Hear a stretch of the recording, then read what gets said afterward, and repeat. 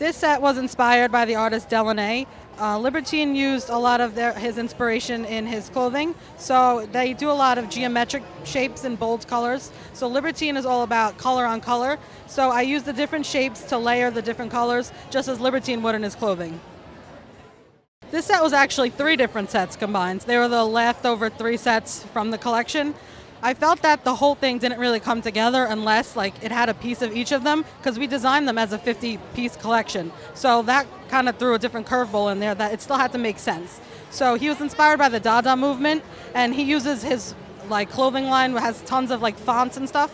So I use that in the letters. And then the drippy nails were one of his favorites, as I've heard. So that was, really surreal, the whole surrealism inspiration. And then these are his faces. One of them actually comes off with the magnet, so it reveals a blank face below. It was inspired by a surrealist painting that I found.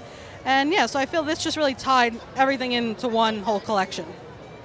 When doing research about Libertine, and I did a little research about Jan, and I kind of looked at a lot of the creative looks, and I noticed a lot of their runway stuff had dangly things.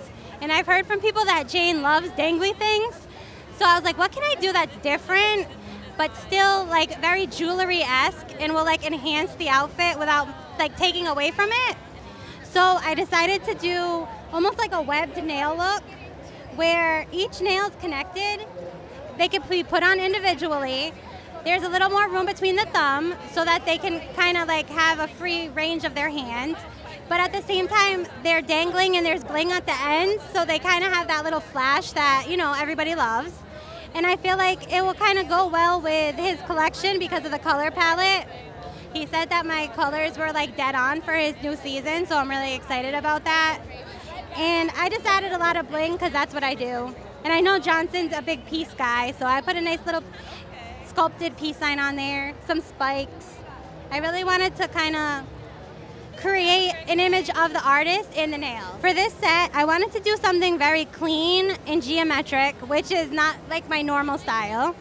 So instead of doing either a checkerboard or a diamond pattern, I decided to do both and kind of switch it up between the nails, giving it a little more of an optical illusion kind of thing. I had considered maybe warping them or making them kind of look like you're looking through them through a glass or something, but I think the bold, clean lines really stand out, and I feel like it's more readable from the runway. And I put magnets embedded in each nail so that they could move the lettering around, because I'm sure a lot of people think it's gigantic. It's actually meant to be worn across the 4 nails, and the thumb just is loose. And because it's magnetized, you could take it off, apply the nails, and then kind of it will go whoop right back to the nails, and you can position it wherever you'd like.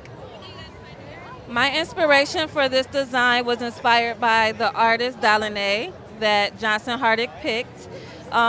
Most of her designs were bold prisms, and there was a picture that I saw online where everything was all black and there was 3 prism shapes illuminating. So I wanted to recreate that design, and I used the different shapes implementing Delaunay's prism paintings. Because the shapes, the 3D shapes are clear and they light up, I wanted to keep the negative space trend going. I know that negative spacing and stones are still trendy as well.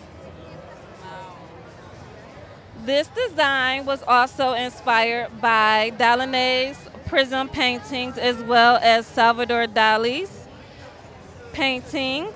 I wanted to incorporate another trend, which is the metallic color. That's why the silver is in there. And I wanted to create Dali's melting effects. So I have the prism Rubik's Cube and some 3D blocks falling off of a nail. This set was very, very fun. This was the first set that I created.